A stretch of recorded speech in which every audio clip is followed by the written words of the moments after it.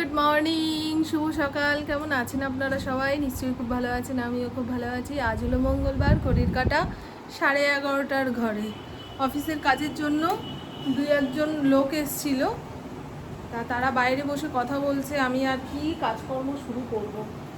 সুজাতা বাসন মেজে দিয়ে গেছে। কাল রাত্রির থেকে টেনশন করছি যে সুজাতা যদি কালকে সকালবেলা বাসন মাজতে না আসে তাহলে তো এতগুলো বাসন আমাকে ওই রোদে বসে মাজতে হবে। তারপরে দেখি ওই 10:30 11টার সময় বাসন মাজতে এসছে। ওইখানটায় কেউ বসে থাকলে না আমি রান্নাঘরের কিছু করতে পারি না গো, আমার লজ্জা লাগে, ভাল লাগে না।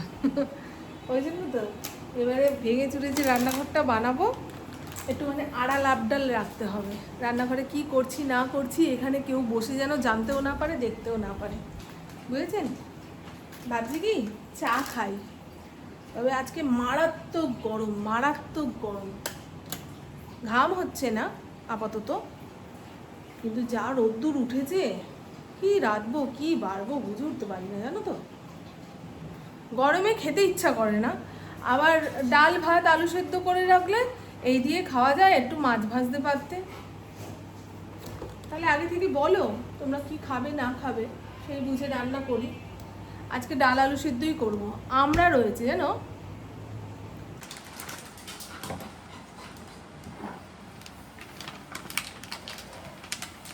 সবে চায়ের জল চাপিয়েছি, দেখি পুপু ওপরের ঘর থেকে নিচে আসলো। বললাম চা খাবি? বলে দাও। চায়ে না নেই জানেন, যত খুশি গরম পড়ুক, চতুর্দিক জ্বলে পুড়ে ছারখার হয়ে যাক, চায়ের কথা জিজ্ঞাসা করলে না নেই। আর এখানে চা ফুটতে ফুটতে আমি দেখুন কতগুলো কাজ সেরে ফেলেছি। ভাতের হাঁড়িতে চাল ধুয়ে রেডি করে রেখেছি। এখানে মুসুর ডাল করব, মুসুর ডাল ধুয়ে জলের মধ্যে ভিজিয়ে রেখেছি। ফড়িংয়ের ভাতের জন্য চাল ভিজিয়ে রেখেছি। আর এই দেখুন আমার চা খাওয়ার টাইমে কাক মহারাজ চলে এসছে। এগুলো সব আধা ঘন্টা 15 মিনিট ভিজুক, তারপরে গ্যাসটা অন করব। কাপ সব ভেঙে চুরে একাসার হয়েছে জানো তো। রথের মেলা থেকে ডজন ডজন কাপ কিনবো। আমাদের যাওয়ার কোনো জায়গা নেই, এই মেলাই হলো ভরসা। একদম কাপের পেট অবধি চা। গরমে ভরে ভরে চা খাচ্ছি না। কালকে আনন্দবাজার পত্রিকার একটা জায়গায় লিখেছে এবছরে বর্ষাকালে বৃষ্টির পরিমাণ কম হবে, মানে গরম থেকে নিস্তার নেই, বুঝেছো? এই গুঁড়ো দুধটা ফ্রিজে না রাখলে একদম হয়ে যাবে, দলা পাকিয়ে যাবে। লাউ আছে জানো, লাউটা করলেও হয়। দেখি ফ্রিজে মাছ আছে কি না। তোকে বললাম এই জামের বাটিটা বাইরে রেখে আয়। ও বাইরে তো রাখতে যাবে না, কুড়ের হাড্ডি দেখেন, জামের বীজগুলো সব এর মধ্যে ফেলে দিয়েছে গাছের গোড়ায়। বলে আমি বিকেলে পরিষ্কার করে দেবো। কতগুলো বিকেল চলে গেল, আর পরিষ্কার হবে ভাবেন? এদের দিয়ে কাজ করানো মানে ইঁদুর দিয়ে পাঁচ বটানো। ও মা, তুমি যদি আমার দুই একটা কাজ করে দিতে পারতে কত ভালো হতো। লাউয়ে ফালি দেওয়ার পরে দেখুন কি বেরোলো, পুরো বুড়ো লাউ। এই ওপরটা শুকনো দেখেই আমি বুঝতে পেরেছি। বুড়ো লাউটাকে একদম ঝিরিঝিরি করে কেটে নিয়েছি। ইন্দ্র তো বাড়িতে ছিল লাউটা কাটার সময়, ওকে দেখালাম দেখো তোমাকে কিভাবে ঠকিয়েছে, লাউয়ের ভেতরের দানাগুলো শক্ত হয়ে গেছে, এ কীভাবে রান্না করব। বলে কেটে কুটে রান্না করতে পারলে করো, না হলে ফেলে দাও। বয়স্ক মানুষের থেকে এনেছি, এই রোদে বসে মানুষ শুকিয়ে যাচ্ছে আর তুমি সবজির কথা চিন্তা করছো। ভিক্ষা দিতে পারবো না, তারপরে কেউ সবজি বেচবে, ভালো না খারাপ বিচার করে আনতে হবে। এই এত কথা শুনিয়ে গেল। এই পোড়ামাটির জলের বোতল এসছে, দেখি তো কি জিনিস এসছে। কত করে গো এই বোতল?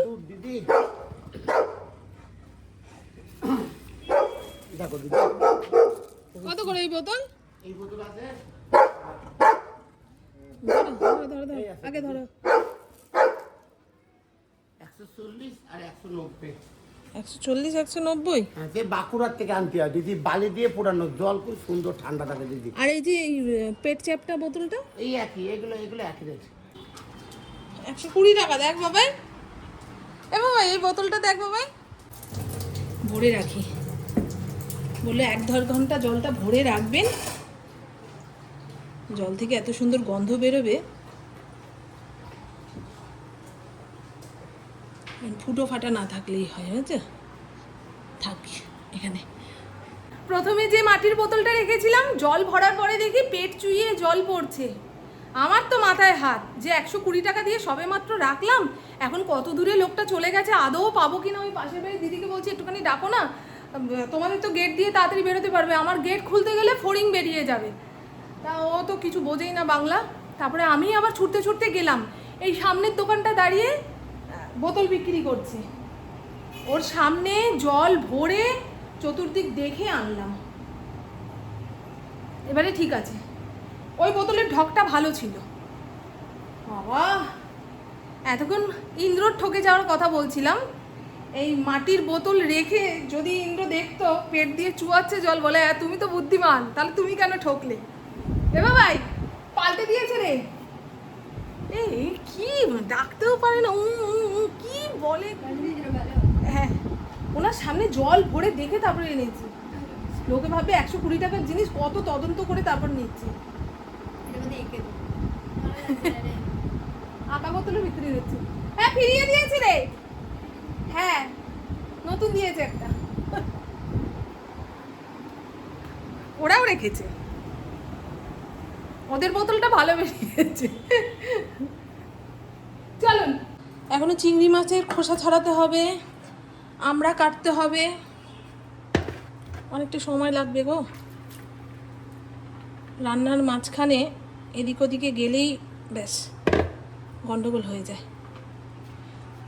মশলাটা কষে গেছে, এর মধ্যে চিংড়ি মাছটা দিয়ে একটুখানি নাড়িয়ে চাড়িয়ে নিই, তারপরে আগে থেকে সেদ্ধ করে রাখা লাউটা দিয়ে শুকনো শুকনো করে রেঁধে নামাবো। ইচ্ছাই করছে না, গরমকালে না বেশি বেলা হয়ে গেলে আর রান্নাঘরে থাকতে ইচ্ছা করে না। আজকে তো বললামই আমার সকাল থেকে কি ধরনের সমস্যা চলছে। কখনো অফিসের কাজকর্মের জন্য লোক আসছে, কখনো ফেরিওয়ালাকে দেখে দৌড়ে যাচ্ছি, এই তো ঘটনা। আমার ফড়িংকেও খেতে দেবো। তাহলে দেখিয়ে দিই, ইন্দ্র চলে এসছে। বলছে তোমার এখনো রান্না হয়নি? আমি দাঁড়াও, পাঁপড়টা ভেজে 1/2 ঘন্টা না 10 মিনিট একটু পাখার নিচে বসবো, তারপরে খাওয়া দাওয়া। পারছি না গো, অজ্ঞান হয়ে পড়ে যাবো এক্ষুনি। এই হলো আমরা দিয়ে পাতলা করে মুসুর ডাল, একদম টক টক করে বানিয়েছি। চিংড়ি মাছ দিয়ে লাউ ঘন্ট, ফ্রিজে দেখি ধনেপাতা রয়েছে। আজকে যেন সোনায় সোহাগা হয়ে গেল। ধনেপাতা কিন্তু সবসময় থাকে না, লাউ ঘন্টর মধ্যে ধনেপাতা খুব চলে, বুঝেছেন তো। ওই ধনেপাতা ছিটিয়ে নাবিয়েছি, খুব টেস্ট হয়েছে। আর একটুখানি ভেজাল মিশিয়েছি, মোটে আঠা সাটা হচ্ছিল না, একটুখানি চালের গুঁড়ো মিশিয়ে দিয়েছি, একদম গায়ে গায়ে ল্যাটা প্যাটা। রঙ্গিলাকে ভাত দেবে, ফড়িংয়ে খাওয়া হয়ে গেছে। আর এই হলো আলুর চোখা। ইন্দ্র বলেছিল 3টে 3:30-এর পরে বাড়ি আসবে, তা হাতে আলু মাখলে নষ্ট হয়ে যায়, একদম কড়াইয়ের মধ্যে টেলে দিয়েছি। পোড়া গরম পড়েছে, পচা গরম পড়েছে বাবা। আর এই হলো 2 রকমের পাঁপড় ভাজা, কুকুর জন্য ব্যাট পাঁপড় ভাজা, আর আমাদের জন্য লিজ্জাত মশলা পাঁপড়। চলুন এখন 5-10 মিনিট পাখার নিচে বসবো, গায়ের ঘাম শুকাবো, তারপরে খাওয়া। হয়ে যায় এসে গেছে আমাদের ফোনে দাদার ফোন। একদিন যদি ফোন থেকে একে সরিয়ে দেওয়া হয় না, চলো সব কিছু ঢাকতে হবে। সুয়াতে আজকে দুপুরে বাসন মাজতে আসতেও পারে, নাও আসতে পারে। এই যে হ্যাঁ না এর মাঝখানে আমাকে ঝুলিয়ে দিয়ে গেলে আমি বুঝতে পারি না কি করব। বললেই হয় বৌদি আজকে আসবো না। আবার ওর বিকেলের দিকে বাসন মেজে রাখলে সুবিধা হয়, বুঝেছেন তো, ঠান্ডা ঠান্ডায় মেজে রাখে। নাহলে এখন তো সকাল 7টা থেকেই রোদ্দুর, যার বাড়ির কলপাড়ে যাচ্ছে সেখানেই রোদ্দুর। আরে পাখাটা চালা রে, পাখাটা চালা। এসি যতই আস্তে করে দেওয়া থাক না কেন, মানে 25, 26, 16 যতদিন দেওয়া থাক না কেন, পাখাটা না চললে যেন আমার এসির গাওয়া হায় আমার কথা গুলিয়ে যাচ্ছে, জিভে আউড়ে যাচ্ছে, ভালো লাগছে না। কানে এটা যে দিয়ে রেখেছি ভুলেই গেছি, ওই জন্যই তো বলি শুনতে পাচ্ছি না কেন কারোর কথা। আমিও হেডফোন কানে দিলে নিজে শুনতে পাই, আমি শুনতে পাই না। কান, মাথা, নাক সব তো একসঙ্গে শিরায় শিরায় যোগ করা। একটাকে বন্ধ করে দিলে আরেকটা কাজ করা বন্ধ করবে না গো। আজকে সকালে ঘুম থেকে উঠে আমি নিচের ঘরে চলে গেছি, আর ওপরের ঘরটা ঝাড় দেওয়া হয়নি। সকালে পাখা বন্ধ করলে পুপু রেগে যায়, বলে আমি রাত করে ঘুমাই, তুমি সকালবেলায় পাখা বন্ধ করে ঘর দুয়ার ঝাড় দিতে যাও, আমার ঘুমটা ভেঙে যায়। সেই জন্য আর সকালে ঘর দুয়ার ঝাড় দিইনি। যদিও রাতে ঘুমানোর আগে ঘর দুয়ার ঝাড় দিয়ে গা হাত পা ধুয়ে আমি বিছানায় যাই, কিন্তু সারা রাত ফড়িং ওপর নিচ করে তো, ওর লোম ঝমে একদম ঘর ভর্তি। এখন একটু ঝাড় দিয়ে দিলে পরিষ্কার পরিচ্ছন্ন লাগবে, বুঝেছেন? তাই জন্য দৌড়ে দৌড়ে ওপরের ঘরে আসলাম। ওপরের ঘরের ঝাড়ু দেওয়া শেষ হলে নিচের ঘরটা একটু ঝাড়ু দেব, যতই নিচের ঘর পরিষ্কার থাক। সন্ধেবেলায় যে ধূপ ধুনো জ্বালাই তার আগে ঘরটা ঝাড়ু দিয়ে নিলে মন ভালো লাগে, স্যাটিসফ্যাকশন যাকে বলে। এই পাপোশগুলো খুব বাজে, ফড়িংয়ের লোমগুলো এমনভাবে এঁটে থাকে, তার উপরে রঙটা দেখুন না, নীল রঙের ওপরে সাদা লোম, আরও যেন ভালোভাবে বোঝা যায়। ও মা, তুমি সিঁড়ি দিয়ে উঠছো নামছো, বাবা এখনো ছাদে নিয়ে যাচ্ছে না? বিকেল হয়ে গেছে, ইন্দ্রকে ঠিক টাইম মতো ঘুম থেকে তুলে নিল। চলো এখন আমরা ছাদে যাব, ইন্দ্র গাছে জল দিতে যাবে। আজকে ভেবেছিলাম বৃষ্টি হবে, কোথাকার কি পান্তা ভাতে ঘি। চলুন হ্যাঁ, ঘর দূরটা ঝাড় দিয়ে নিই ফটাফট, না হলে আলো চলে গেলে। এখনো পর্যন্ত সূর্য দেবতা অস্ত যায়নি। এই এসি কমফোর্টারগুলো মিশো অ্যাপ থেকে কিনেছিলাম, 350 টাকার মতন দাম নিয়েছে। এত ভালো, এত ভালো, কুইন সাইজের, জানেন? দুজন মানুষ ভালোভাবে গায়ে দিতে পারবে একসঙ্গে। তবে আমার আর পুপুর আগাগোড়াই আলাদা কম্বল, কমফোর্টার, কম্বল গায়ে দিতে পারি না, বড্ড ভারী লাগে। এই এসি কমফোর্টারগুলো খুব ভালো। নিচের ঘরের জন্য একটা কিনবো, আছে সেগুলো পুরনো হয়ে গেছে, বাতিল করব। এক নাগারে চলছে বলেই চালাচ্ছি, ওরকম করলে হবে না। জানলাটা খুলে দিই, বাইরের হাওয়াটা ঘরে আসুক। ইন্দ্র যখন বেরোবে তখন জানলা কপাট দিয়ে রেখে যাবে। এই বিকেলের টাইমটা যে কি ভালো লাগে, আকাশের রং, গাছের রং সম্পূর্ণ আলাদা রকম দেখতে লাগে, তাই না? আপনারা কি বলেন? আমার চুলগুলো নিয়ে এত ফ্যাসাদে পড়েছি, দেখুন না। চল,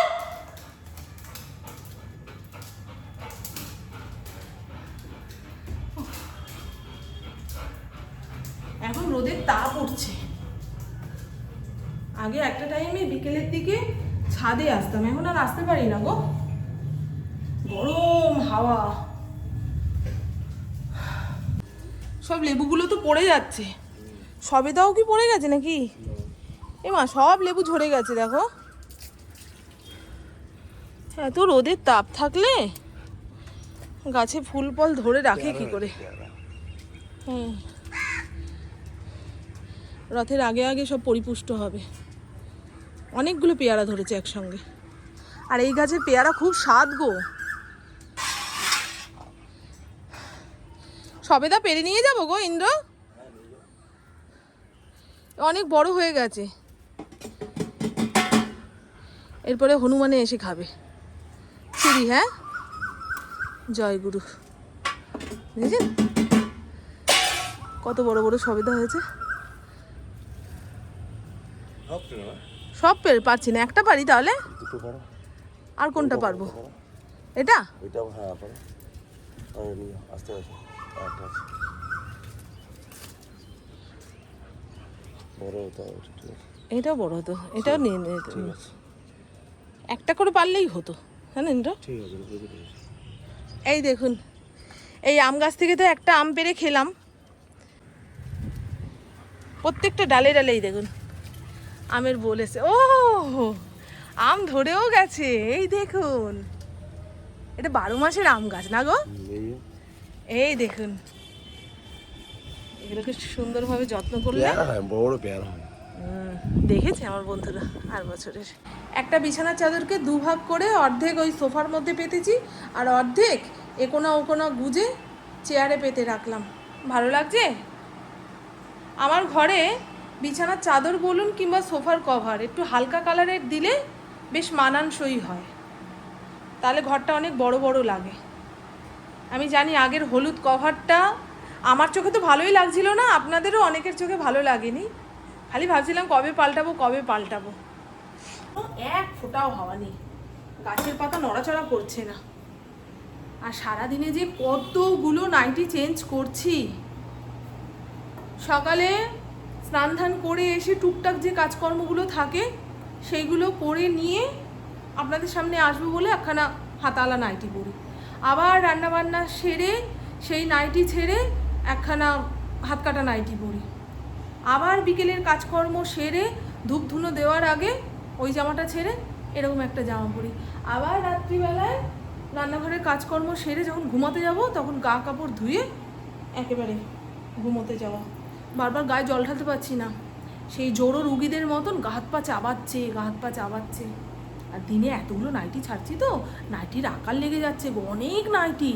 তাও ওই 3খানা দলা মুচকা করে রেখেছি আজকে সারাদিনের। পুপুও 2খানা দলা মুচকা করে রেখে দিয়েছে। এখন প্রত্যেক দিন ওয়াশিং মেশিন চালাতে পারলে ভালো হয়। কিছু জামা কাপড় ওয়াশিং মেশিনে কেচে ধুয়ে রেখে দিয়েছি, সেগুলো রাতে ঘুমোতে যাওয়ার আগে বালতি করে নিয়ে যাব, সকালের দিকে মেলে দিলেই হবে। তারপর চুলকাচ্ছে।